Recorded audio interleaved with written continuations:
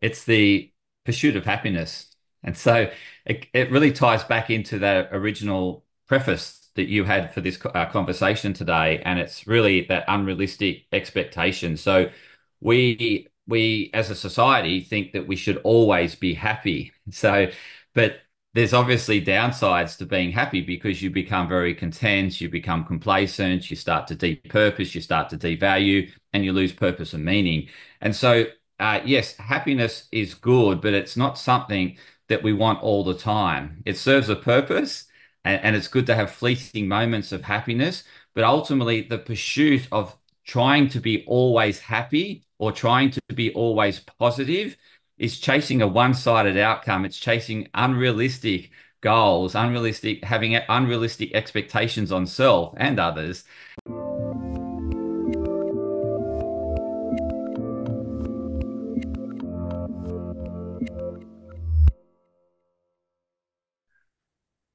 Hey everyone, this is Devin Miller here with another episode of The Inventive Expert. I'm your host, Devin Miller, a serial entrepreneur that's grown several startups into 7 and 8 figure businesses, as well as the founder and CEO of Miller IP Law, where he helps startups and small businesses with their patents and trademarks. You ever need help with yours? Just go to strategymeeting.com, grab some time with us to chat, and we are always here to help. Now, today we've got another great guest on the podcast, Anthony Hartcher. And Anthony, we're going to be talking about a few things, including how to hustle with your startup while avoiding burnout. Also looking at a little bit of the different health stages for the different ages of business owners, and also as you're going through your journey to keep your energy level where you're wanting it to be able to be successful. So should be a great conversation. Looking forward to it. And with that much as a introduction, welcome on the podcast, Anthony. Thank you for having me on, Devon, and look forward to enlightening the listeners on this subject matter around the hustle culture and burnout. So, yeah, really look forward to our enlightening conversation. Yep, absolutely. Looking forward to a great conversation. So to kind of kick things off, this is a quick reminder to the audience. So Anthony was on our sister podcast, the Inventive Expert, or sorry, the Inventive Journey. This is the Inventive Expert, but the Inventive Journey. So for those that haven't had a chance to go and catch that episode, I definitely encourage you to do so. But for those that haven't had a chance to catch that episode or just getting to know you, maybe just take a minute or two before we dive into the topics at hand to introduce yourself to the audience.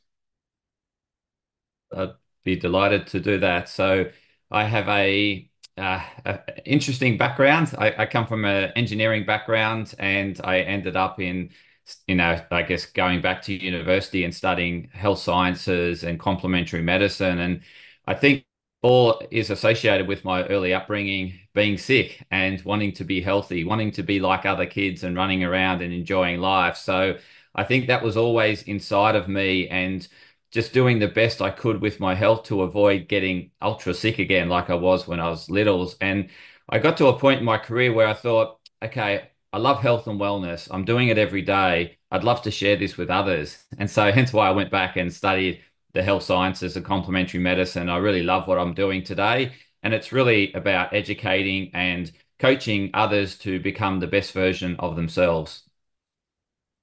Oh, that's awesome. Sounds like it's been a great journey and good opportunity for you. So now kind of to dive into the topics at hand, I think that one of the topics we chatted a bit before the episode or before the podcast, that I think is one that a lot of people tend to encounter at some point along the journey, and some people hit it certain or as they're getting started. Some people comes later on, and some people I think probably never hit on it, but a vast majority at some point will, which is, you're getting the point of burnout. So, kind of when you're looking at it, typically with the startup, I think one is people have a lot of times kind of a romanticized or an idealized version of what a startup might look like. And that can be, hey, like if I were to watch the television or the TV shows, I'm going to work about 2 hours a week. The rest of the time is going to be staying at restaurants and on the beach and enjoying life. I'll be having money rain down from the skies. I'll have all the freedom in the world. and I said not to. I'm not putting startups down. I like start. I do done startups, small businesses. I enjoy them. I like them, but that's certainly kind of far from the truth in the sense that, especially early on, but even throughout most, you're having to deal with a lot of much longer hours. You're having to deal with more difficulties with having to manage it or things you didn't with other aspects when you work for someone else, finances, or how do you deal with hiring and firing, how do you deal with employees, how do you deal with all of these other elements, working long hours, dealing with customers and clients directly, dealing with unhappy people, dealing with happy people, all of these things. And a lot of times before you know it, you're reaching different points of burnout, and what you're either contemplating, is it worth it, or how to or keep going if you can, or you're just mentally just worn out and you just kind of throw your hands up in the air, which is not what is the desired outcome when you're getting going with the business. So that was a very long preface to the question, which is, kind of as you're now doing your side hustle, doing your startup, doing your small business, getting into that, what are some of the ways that you can kind of avoid or hitting that burnout? Absolutely, and I think you really covered it well in the preface, and that's in terms of not setting yourself up with unrealistic expectations and not getting attached to a fantasy. Because when we attach ourselves to a fantasy, we become very fearful of the nightmare. And if the fantasy's doing nothing and lying down in the Bahamas and it's raining down money and just you're just spending money everywhere, the nightmare is not having the money, having to work hard and so you're wanting to avoid the nightmare and you chase the fantasy. And it's that pursuit of the fantasy that really burns us out because we get very fixated as to how it should look, how success should look. And if it's not shaping up the way it is, and as you said, you encounter an obstacle, and that obstacle's the nightmare, the hard work, then you think, oh, I didn't anticipate this. I thought it'd be easy. I thought people become successes overnight, and it doesn't require putting in the hard yards. And I wasn't ready for that. And so, in order to avoid that, I guess that confrontation around that nightmare, we need to set realistic goals. Realistic goals are balanced. And so we see obviously we know that there's going to be a path that we hope that is the path that we go down and that there's no obstacles, but inevitably there will be. And so what we need to do is look at the other side, is look at what we're not seeing. And when we're setting the goals, it's realizing that success, it doesn't come overnight.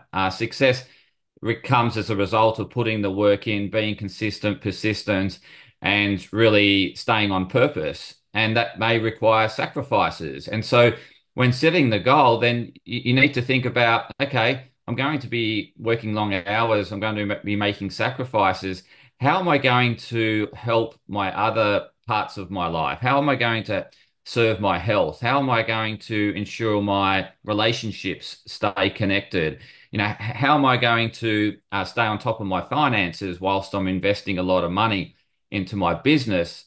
So it's really putting the goal in perspective and making sure that it's a balanced goal in essence, that you're seeing both sides. You're seeing, yes, there's an upside. I'm doing something that I want to do, but the downside is, that there's potential, difficulties at the start with funding, having to, live hand to mouth in terms of, you might have to reduce your style of living or the way of living as a result of channeling that money into the business. But I'm willing to make that sacrifice because it is something that I've really truly wanted to do. And then, how are you going to keep your relationships on track? So it's not just going, full on head on into the business and then forgetting about spending time with loved ones and connecting with loved ones, because at the end of the day you may achieve your objective, then all of a sudden your loved ones have walked away,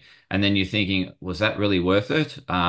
Or this often happens too, is that we work so hard, we sell the company, we list the company, we make a lot of money, and then all of a sudden our body is falling apart, and then we start spending the next decade or a couple of decades trying to reverse the irreversible conditions or trying to improve our health. And so, what we really want to go about our objectives, our purpose is making sure that we're also investing time into areas that are going to serve us long term, to make this a sustainable pathway as opposed to an unsustainable pathway where we're deteriorating our health, we're deteriorating relationships, and we are chasing this fantasy. And the only way we can ever achieve our end outcome and stay on purpose is if we realize that, yes, there's going to be obstacles on the way, and I've planned for those obstacles. I've planned for, okay, if I run into a money shortage, I've got, you know, this person I can contact. I've got these contacts I can, reach out to. I've warmed up a banker to be, so you've actually pre-planned for an inevitable, liquidity event where money's drying up. And so I think it's really important at the start is that you really set balanced objectives that, yes, there's an upside to what you're doing, but there's also a downside. And what can I do to mitigate that downside to keep me on track so then I don't really feel like I'm hitting a brick wall in essence that on the way I've lost my partner, I've lost my wife, I've lost my family. So it's really important that we set ourselves up for success by really setting proper objectives which are balanced. No, I think that definitely makes sense. Now, I would, if I were to play, I guess, devil's advocate, not really in the sense I'm in agreement, but I think that the difficulty is that typically easier said than done. So, in other words, there's a difference between that you should be setting those ahead of time, or you need to have that balance, and we need, you can even hear it from others, and yet you get into it and it's almost never as easy or to actually do it as to tell yourself you're doing it, or to realize that you should be doing it, and part of that I think is a lot of times as you get into a startup or a small business, you're going to be having a lot of fires to put out and a lot of issues to deal with. And those, they all seem immediate at the time. And so, in other words, you're always having, this has to be done today, this has to be taken care of. And so you push off those other things that you realize that are important, but, and yet, by the same time, token, it feels like those are things that aren't on fire today. And so it's always kind of the tomorrow syndrome, in the sense that I'll work on that tomorrow. I'll spend a bit more time with the family. I'll work out. I'll eat healthier. I will get that balance back in my life. And then you'll look up and it's 10 years later and you're still putting out lots of fires and you still haven't reached that balance. And it's not even that it's unintentional. It's probably, to a degree, it's the lies that we tell ourselves, not because we're trying to lie to ourselves, but it's more just inherently that's what we tell ourselves because it's because we really believe it at the time. So how do you, any kind of thoughts on the practicality of how do you shift from knowing you should be doing these things to actually making meaningful progress on them?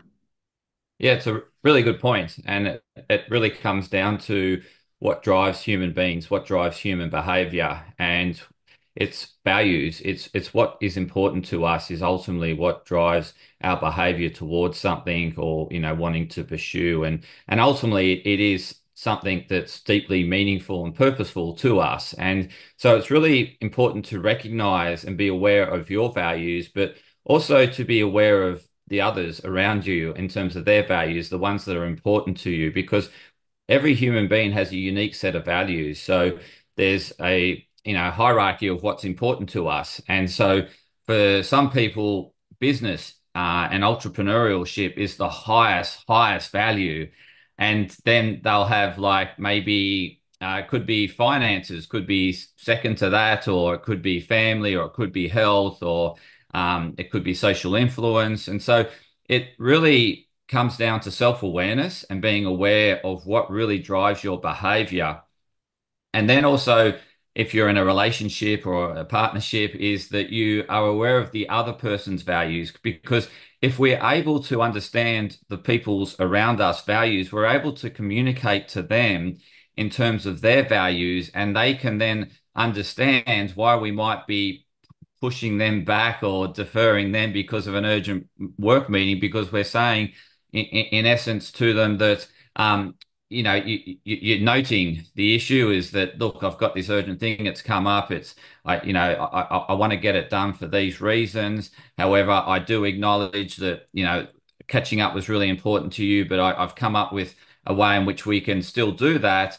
And still, I can still meet your needs whilst shuffle around my agenda to deal with the urgent thing. And so it really comes down to the way in which we communicate, and it's communicating to the other person in terms of you're meeting their highest values, you're meeting their needs, whilst still pursuing your needs. And it's possible. It's just a communication, our ability to communicate in another person's values.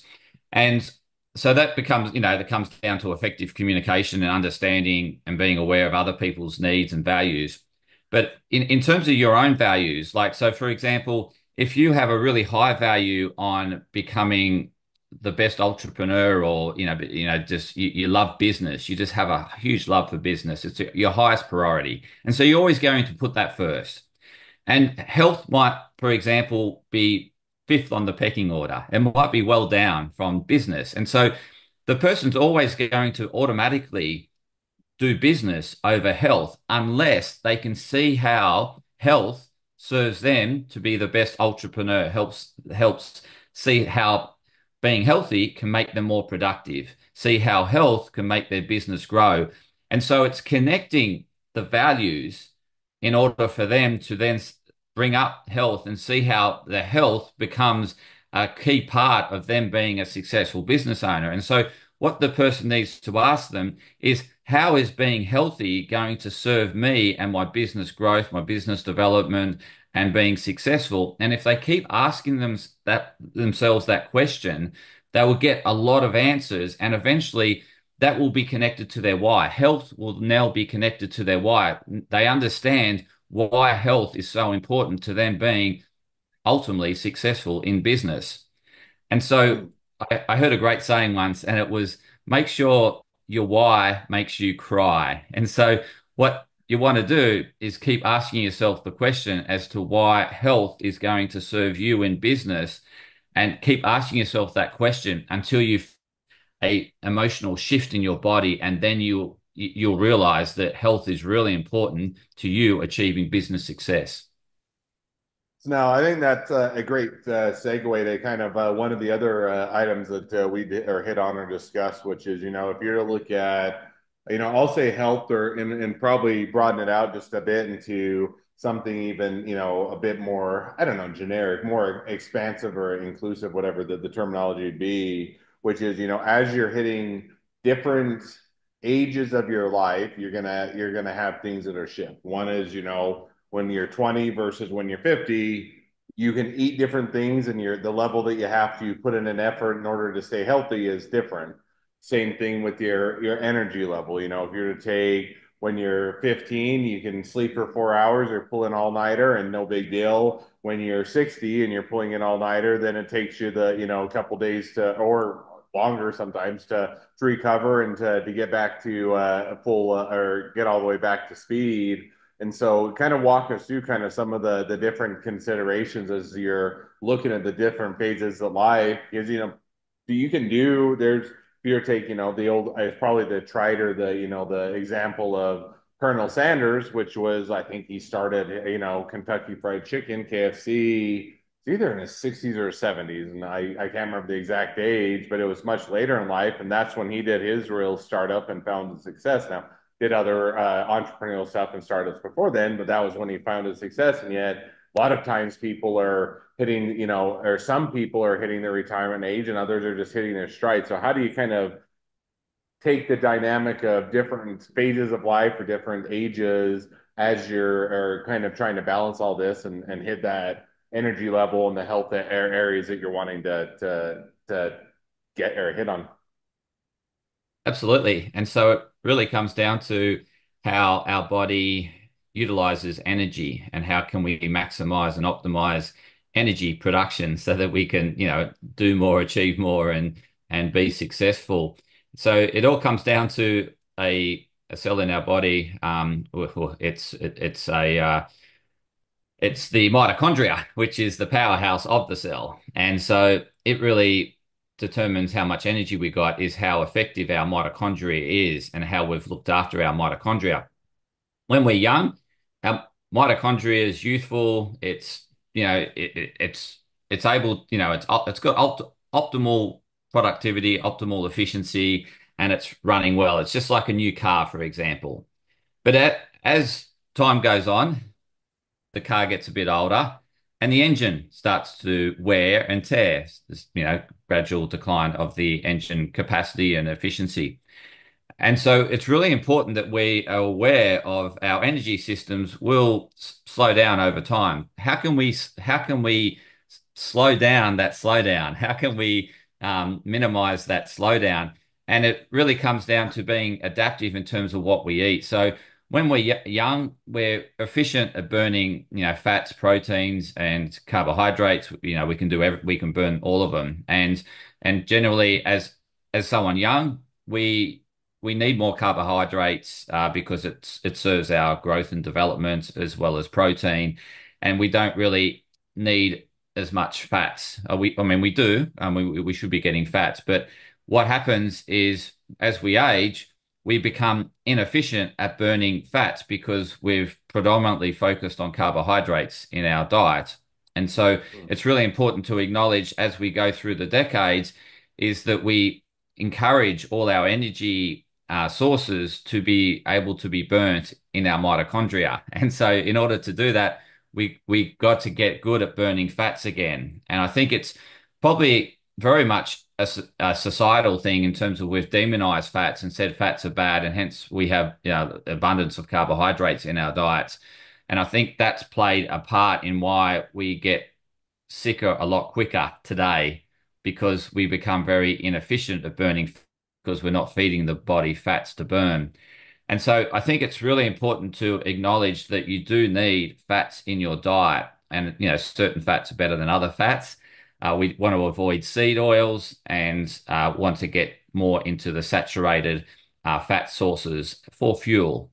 So it's really important that we are adaptive with our diet and we're conscious that we just can't keep eating carbohydrates because that fuel will become predominant. We'll get hopeless at burning fats, and ultimately that will accelerate the decline of the mitochondria. And so really want to preserve our mitochondria, look after it, and give it a fuel source that's more sustainable and long lasting. So fats are a more sustainable, long lasting fuel source. They're like the diesel engine. So what we want to do is turn our petrol engine from the youth into a diesel engine as we age. And that will keep us, I guess, going for longer with more stamina, and we end up like Colonel Sanders. We can keep going. But I mean, the other thing that was driving Colonel Sanders and obviously the late Charlie Munger, who died at 99, still running Berkshire Hathaway, is the purpose and meaning. They had a real clear purpose and meaning. Colonel Sanders found that in his, I think it was his 70s, and that kept him going for longer and sustained him. And so it's really important to have obviously that meaning and purpose because it drives our well-being. However, we need to fuel ourselves appropriate in order to, I guess, optimize our productivity. And hence why I'm sharing that we need to, as we age, we need to become more fat adaptive. Hence, we need to eat more fats and start winding down the carbohydrates because those carbohydrates will, if we keep consuming them at the rate we do when we're youthful, we'll end up aging faster. So fats burn more cleanly, they burn for longer and keep us going for longer without the peaks and troughs. So I hope that answers your question. Yeah, definitely insightful and helpful. Now, maybe one question, almost circling back to a little bit of what you indicated, which is, having realistic expectations is also some of the battle. And so, I guess one of the questions that I threw out there, maybe to get a little bit of insight, is, is the expectation that you do all these things, you adapt your diet, and you kind of, also have that purpose driven or type of a goal. Now you do all that. Is it still realistic to expect that you can have the same energy level when you're in your 60s as when you're in your 20s or 30s? Or do you need to temper those and say, hey, it is a different phase in life, and while I still can have the opportunity to do a startup or a small business, to set realistic expectations is going to serve you better. Kind of any thoughts on that? Yeah, it's a really good point, Devin. And I think certainly as we age, we become closer and we accept our values in terms of we better understand our values. We become more self-aware of what's really important to us. In the early years, we tend to copy other people's values and allow them to be injected into us. And so we chase other people's dreams. We try to be someone else, and we ultimately realize that I'm unhappy in that pursuit of trying to be someone else. I'd rather be the best version of me. And that generally happens as we mature. We become more connected with who we are, and we are more accepting of who we are. And so then we think, okay, this is who I am. I'm just going to be the best version of me, and that's that authentic self. And that being our authentic self is our best expression of ourselves. And that will ultimately serve our overall well-being by just being ourselves and accepting who we are and just trying to be a better version of ourselves each day. So I think in terms of, do you continue to go about, or no, in terms of the expectations around energy levels, yes, when we're youthful, everything just runs better. It's like a new car in essence. And as we age, it's inevitable things are going to deteriorate and not be as efficient as what they used to be. And so in terms of setting yourself up with realistic expectations, you mentioned the all-nighters before and burning the candle. Yeah, you can certainly get away with that when you're youthful and still be able to bounce back well the next day, but you'll find that difficult as time goes on. It's much harder to do all-nighters and expect yourself to be super energized the next day. And so that's inevitable. And it's something that as much as people are trying to look at ways to prevent that, or we can slow it down, we can certainly slow the aging process down, but we can't stop it. So it's really important that we accept that because the other thing that this raises, Devon, is this ability where we're resisting aging. We fight aging. We're looking at skin creams to get rid of wrinkles. We're doing special treatment, Botox or whatever, to get rid of wrinkles. So we're really in denial that we inevitably age. And one of the best things we can do for our health and well-being is accept that aging is part of life and to embrace it. And when we embrace it, we're more accepting of ourselves because we can't stop ourselves deteriorating. And so the more we can embrace it and accept the different phases of life, the more we'll have more better mental health and better physical health as well. Because when we start to focus on a wrinkle, it becomes bigger in our mind.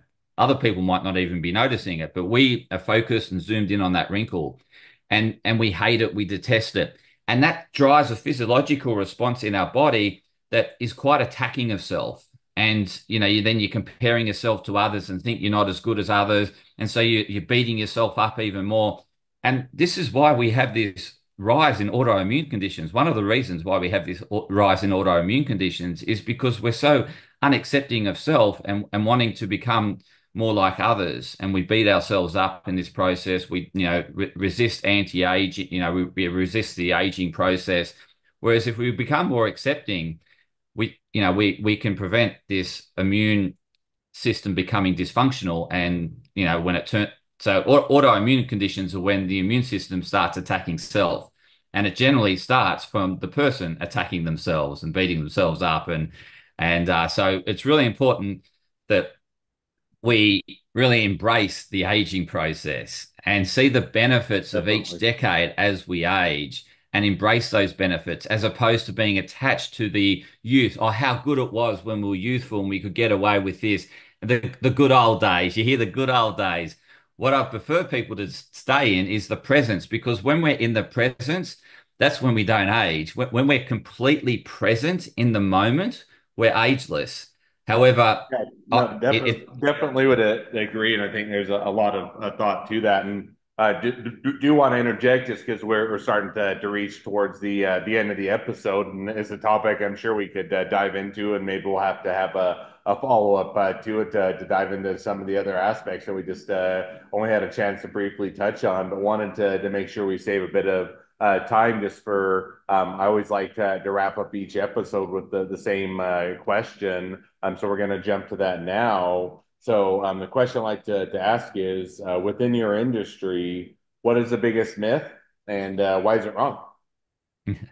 It's the pursuit of happiness. And so it really ties back into that original preface that you had for this conversation today. And it's really that unrealistic expectation. So we as a society think that we should always be happy. So, but there's obviously downsides to being happy because you become very content, you become complacent, you start to depurpose, you start to devalue, and you lose purpose and meaning. And so yes, happiness is good, but it's not something that we want all the time. It serves a purpose, and it's good to have fleeting moments of happiness, but ultimately, the pursuit of trying to be always happy or trying to be always positive is chasing a one-sided outcome. It's chasing unrealistic goals, having unrealistic expectations on self and others. And that ultimately starts to deteriorate your health and your well-being. So that's one of the biggest fantasies out there. And there's a big movement around positive thinking, a big movement around trying to always be happy. And inadvertently, we can't because we are two-sided. You know, the world is balanced. It's conserved. It's one of the principles of nature is conservation. And so, yes, there's going to be times when we're happy. There'll be times when we're sad, but that is the human experience. And we can't deny one or the other because they both serve a purpose. They both have their upsides and downsides to each. And so we need Absolutely. to embrace them as they are. Nope, I think that's definitely a great myth to dispel and definitely insightful. So we are wrapping up towards the end of the episode. So if people want to reach out to you, they want to be a customer, they want to be a client, they want to be an employee, they want to be an investor, they want to be your next best friend, any or all the above, what's the best way to reach out to you, contact you, find out more? Yeah, so Anthony at me and my wellness, all one word, .com.au is how you can email me. That's my web address is me and my wellness.com.au. And yeah, please reach out. Happy to have a chat and happy to see if I'm the right person to help you in terms of what your health needs are or mental health needs are. Would be happy to have a conversation. You can book a Awesome. discovery session. Yeah. Yep, definitely encourage people to reach out and make a new connection, support a great business. If nothing else, make a new best friend. So with that, thank you again for coming on the podcast. It's been fun. It's been a pleasure. Now, for all of you, the listeners, if you have your own expertise to share, or your journey you'd like to share, definitely would love to have you come on and be a guest. So you can go to Inventive Unicorn and apply to be on the show. Also, if along your journey you ever need help with patents or trademarks or anything else with your startup, your small business, just go to strategymeeting.com, grab some time with us to chat, and we're always here to help.